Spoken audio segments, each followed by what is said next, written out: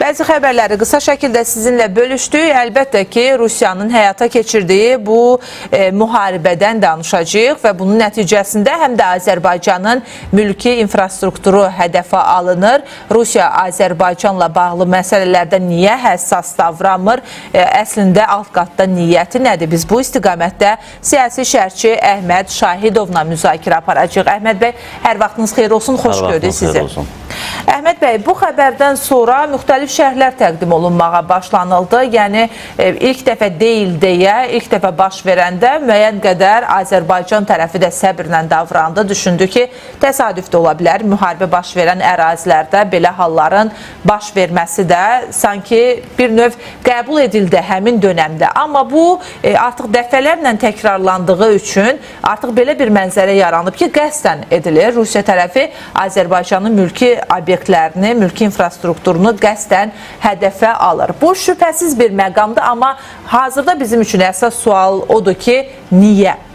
Təbii ki, bilərəkdən bu enerji obyektləri hədəfə alınır və bu məsələyə müxtəlif kontekstlərdən yanaşmaq olar. Mən düşünmürəm ki, Moskva bunu bir mənalı şəkildə Azərbaycana hansısa mesaj vermək xarakterində edir. Çünki müharibə həm ön cəbhədə, həm arxa cəbhədə davam edir və şiddətli döyüşlər gedir. Ukraynada Rusiyanın içərilərində, arxa cəbhədə strateji obyektlərə, hərbi sənaye infrastrukturuna, zavodlara, fabriklərə dron hücumları təşkil eləyir. Müharibədə, belə deyək, birbaşa olmasa da dolayısıyla ikinci, üçüncü dərəcəli yardımçı müəssisələrə hücumlar təşkil edir və buna cavab olaraq da Rusiya təbii ki, həm ön cəbhədə hücumlarını davam elətdirir paytaxt Kiyevə və xüsusən də arxa cəbhədə enerji obyektlərinə hücumlar edir. Çünki tanklar olsun, avtomobillər olsun, zirehli maşınlar olsun, bunlar yanacaqla işləyir. Hətta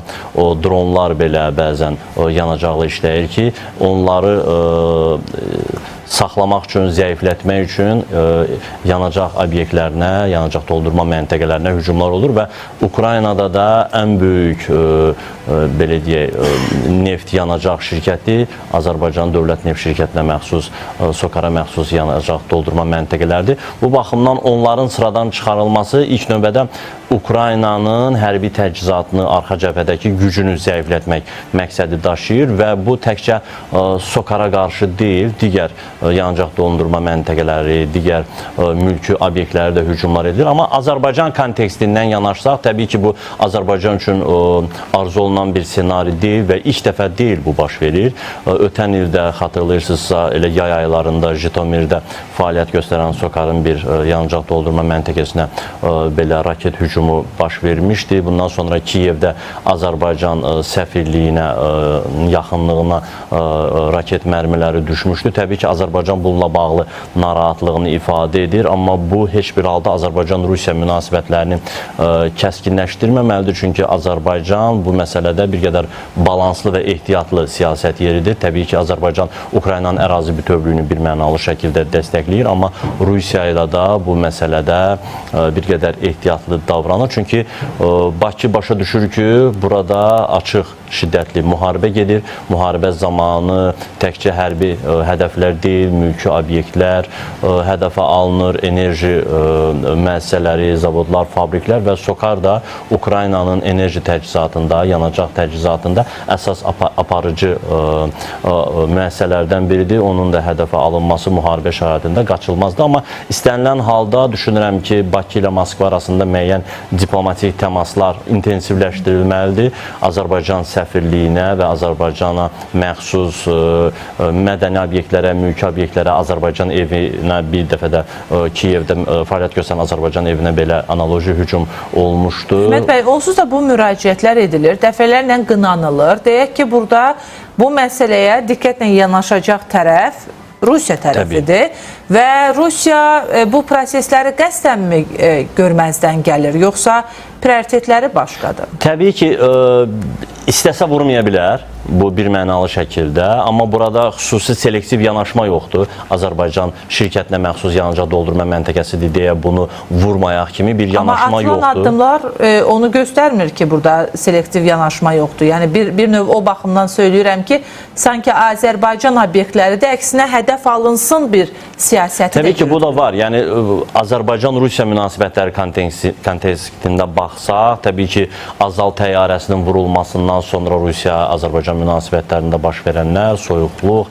Azərbaycanda həbs olunan Rus vətəndaşları, Rusiyada Azərbaycan diaspora nümayəndələrinin həbsi, öldürülməsi, bunlar da təsir edir. Amma inanmıram ki, Rusiya ordusu bu hücumları təşkil edərkən xüsusən də Azərbaycana məxsus Sokar yanacaq doldurma məntəqəsinə vurmayın deyə bir ehtiyatlılıq nümayiş elətdirmir. Bəlkə də elə məqsəd yönlü şəkildə vurur. Amma əsas məqsəd Ukrayna ordusunun arxa cəbhədəki enerji təchizatını zəiflətməkdir ki, çünki Ukraynada geniş yayılıb Sokar yanacaq doldurma məntəqələri və hərbi taktiki nöqteyi nəzərdən yanaşsaq, bir mənalı şəkildə Azərbaycanın maraqlarını nəzərə alıb Sokar yanacaq doldurma məntəqələrini vurmasa, o zaman Ukrayna ordusu elə məqsəd yönlü şəkildə ancaq Sokar yanacaq doldurma məntəqələrindən istifadə edəcək. Ona görə müharibə şəraitində belə bir selektiv yanaşma yoxdur.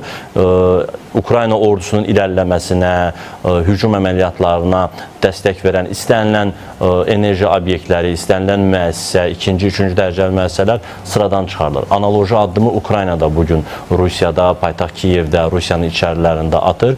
Bu şiddətli müharibədir. Müharibənin heç bir qanunu yoxdur. Bu baxımdan bunu mən Rusiyanın Azərbaycana belə planlı şəkildə bir mesajı kimi dəyərləndirməzdim. Müharibə gedir. Müharibədə bəzən səhvlər də olur, naviqasiya səhvləri də olur və bilərəkdən enerji obyektlərini sıradan çıxarmaqla qarşı tərəfin hərbi canlı qüvvəsini, hərbi qüvvəsinin irəliləməsinə mane olmaq məqsəd daşıyır. Əslində Əhməd bəy, siz həm də bir hüquq müdafiəçisisiniz, hüquqşünassınız. Bu baxımdan da müharibənin də öz qaydaları var. Bunu hər kəsdən yaxşı siz bilirsiniz.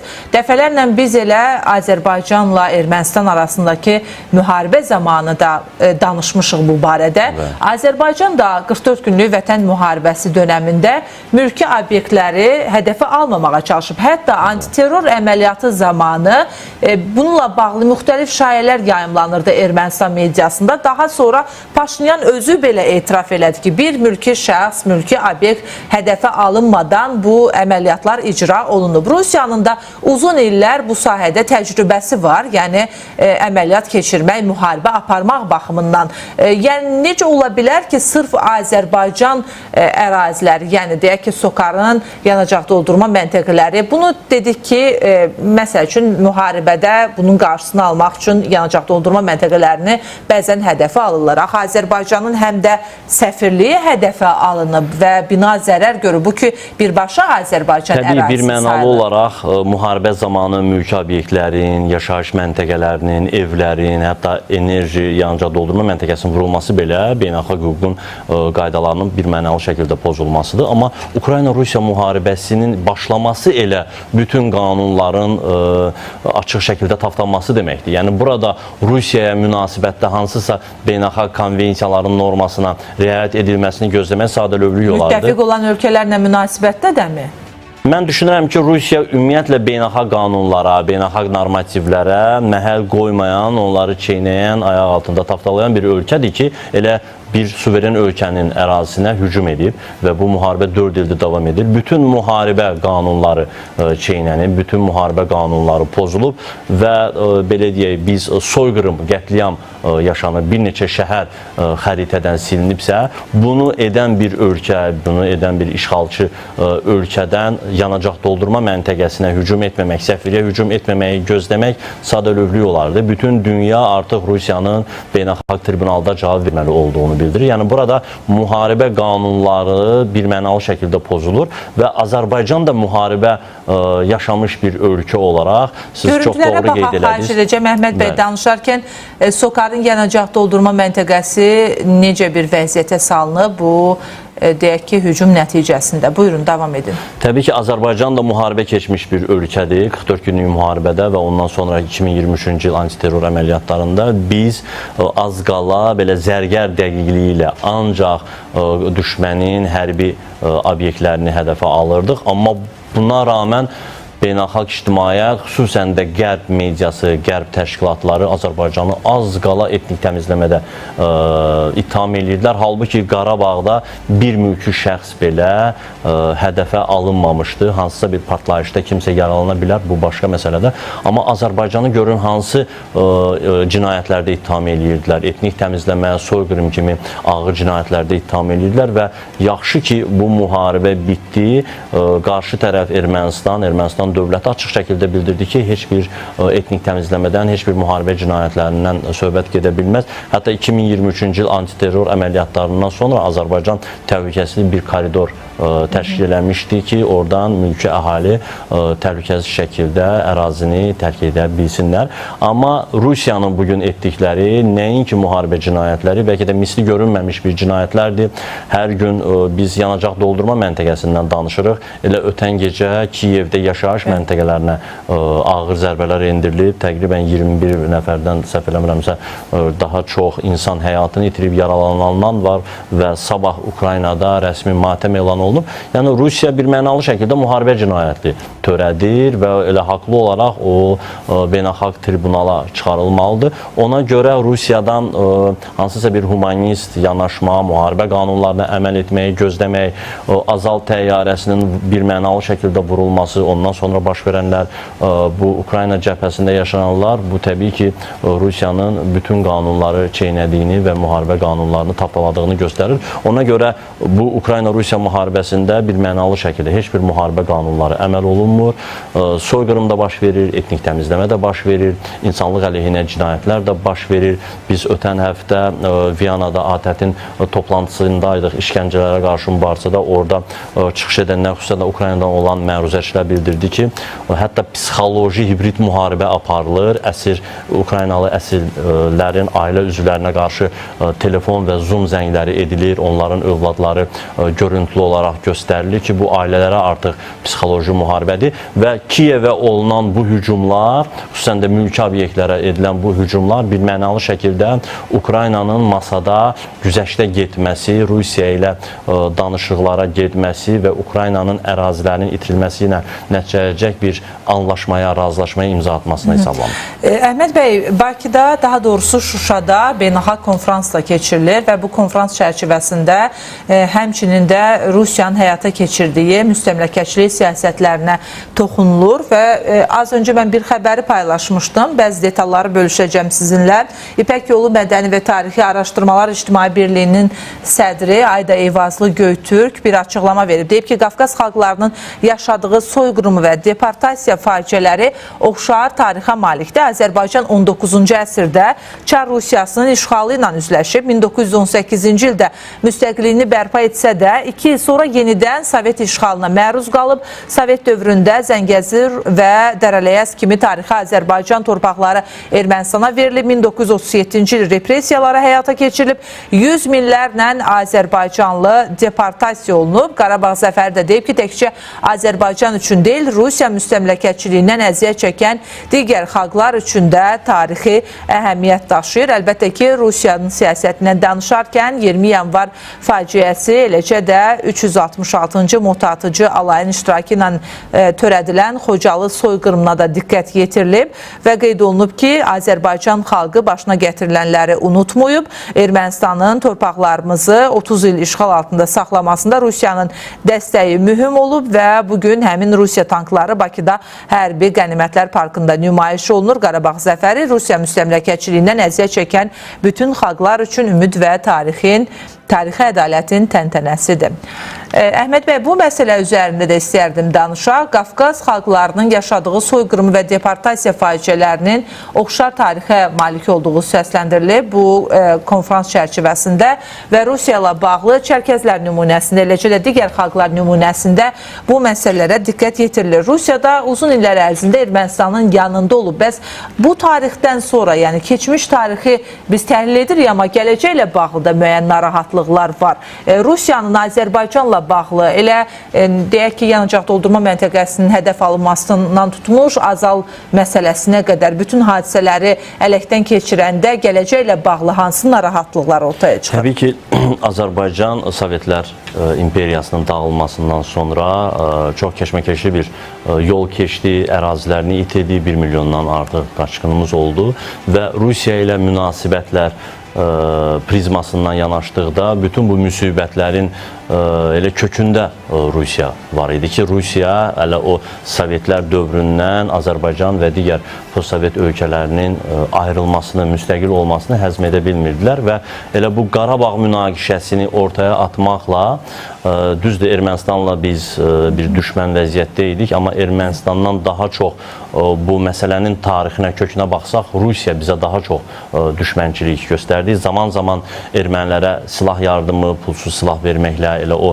az öncə dediyiniz Xocalı soyqırımı, 20 yanvar hadisələri, bir çox digər qətliamlar olub ki, Qarabağda və ətraf ərazilərdə bunun kökündə elə Rusiya faktoru var. Rusiya heç bir halda Cənubi Qafqazda, heç Şimali Qafqazda belə güclü bir müstəqil ölkənin var olmasını həzm edə bilmir. İstər Azərbaycan olsun, istər Gürcüstan olsun, istər Ermənistan olsun, Cənubi Qafqaz ölkələri müstəqil olsalar, güclü olsalar, onlar öz aralarında rahat anlaşa bilərlər. Necə ki, bugün Azərbaycan və Ermənistan faktiki olaraq heç bir vasitəçi olmadan birbaşa diyaloqla bir çox irəliləyişlərə nail olub, yaxın aylarda yekun sülh sənədinin də imzalanması gündəmdədir. Belə olan halda Rusiyanın, belə deyək, dırnaqarası böyük qardaş funksiyası, vasitəçi rolu artıq suya düşür, ehtiyac yaranmır. Və Rusiya hələ də o 1-ci Pyotrun nəsihətləri mi deyim, məktublarında yazılan o Rusiya imperiyası xulyasından, iddiasından geri addım atmır. Onlar hələ də düşünür ki, postsovet ölkələri, Mərkəzi Asiya ölkələri, Cənubi Qafqaz ölkələri müstəqil ola bilməzlər. Onlar hər zaman Rusiyanın təsiri altında olmalıdır. Azərbaycan Cənubi Qafqazın lider ölkəsidir, müstəqil daxili və xarici siyasətə malikdir, enerji ehtiyatları var.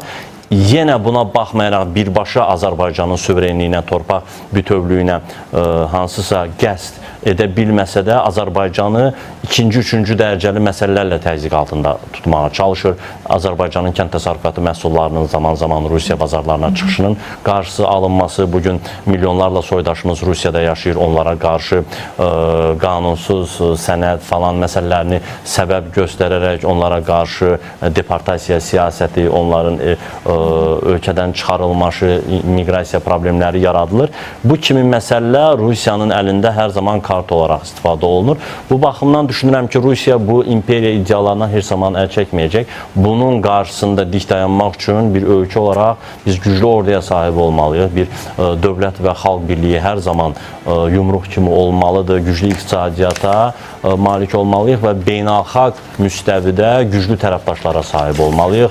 Türkiyə kimi, Pakistan kimi, İsrail kimi, Çin kimi, Amerika Birləşmiş Ştatları ki, yəni bu dünya gücləri ilə münasibətlərdə Azərbaycanın artan gücü Rusiyanı bir qədər çəkindirsin. Əhməd bəy, təşəkkürümüzü bildirim. Mən təşəkkür edirəm. Studiyamıza gəldiyiniz üçün, fikirlərinizi bölüşdüyünüzə görə, bəli, biz elə Rusiyanın Azərbaycanla bağlı siyasətinə diqqət yetirdiyi son olaraq bununla da gündəmi yekunlaşdırırıq. Görüşərik, hələlik.